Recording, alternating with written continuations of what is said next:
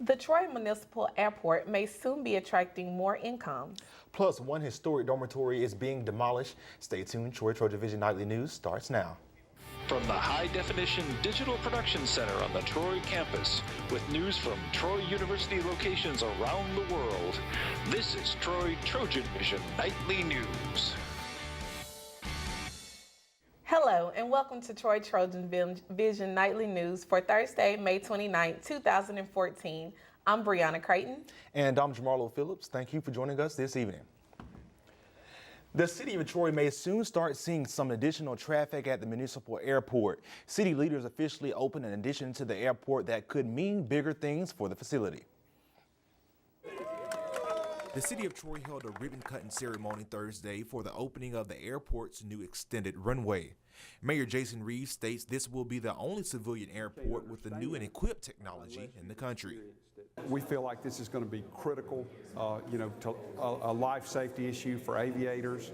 It will be a key development for our economic development community and attracting industry and business to Troy. This system is going to allow the Army to continue its important training for combat here.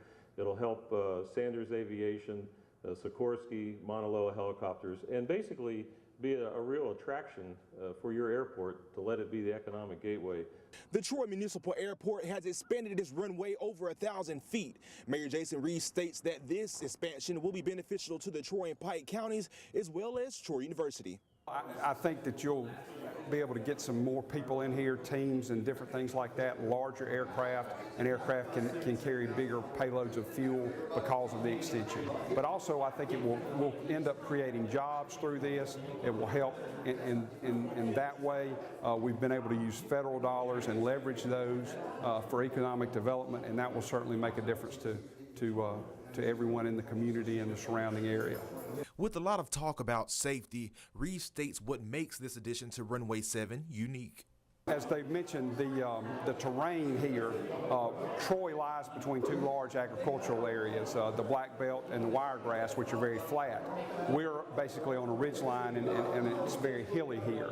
So we had to find a way to keep from moving millions and millions of dollars of dirt to make the instrument landing system work. And that's where we came up with the in-fire glide slope system. So that uses a series of antennas that were out there behind us where we cut the ribbon to help with the instrument landing, and it also works as a backup for the airport at Fort Rucker. The 6,000-plus foot runway will not only aid for economic development for the city, but expand military training and benefit the university's football program. Troy University is saying goodbye to a piece of on-campus historic history as the longtime dorm Alumni Hall is now a big pile of rubble. Jacob Harris takes a look at the demolition of the old dorm, and what's in store for the future of Troy University. As the summer semester begins, deconstruction of Alumni Hall has also begun. The structure was built in 1966, and as of 2015's fall semester, will be rebuilt to better suit male students. Word seems to spread fast to incoming students of the community bathrooms and dysfunction within the old building. The new Alumni Hall will look to build on many displeasures students had over the past few years. Well, I think the biggest difference is going to be is that the vast majority of those rooms, all but maybe about 24 of them, are going to be single rooms with a single bath versus the community style bath and the double occupancy rooms. So that's going to be probably the number one thing. There are some rooms that are set up for ADA accessibility, which will have 2 people in them, but they will also then have a private bath for that particular room. The features of the new Alumni Hall will go beyond what is inside the dorms. Technology is going to be an emphasis in this building with monitors and TVs in each of the rooms. Certainly the safe rooms that will be built into the building for severe weather, and the technology that will be placed in those rooms, because the safe rooms can be used as a dual purpose type room. It's a safe room for emergency situations, but it's also an activity room or meeting room that could be used for group type activities. The state-of-the-art building will house 428 students over a 118,754 square foot area. 4,000 square feet will be devoted to common areas and the safe spaces, including the laundry rooms and study areas. Jacob Harrison, Troy, TrojanVision News. The expected completion date of the new dorm is August 2015.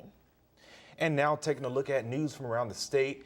In Alexander City, a police officer has been exonerated in a fatal shooting outside a restaurant in early March.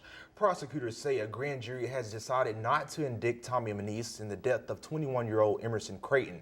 Creighton's relatives say they're disappointed and will continue with the civil suit. Two men have been arrested for stealing. Two men have been arrested for stealing metal components from urinals and toilets at least 5 Birmingham area restaurants.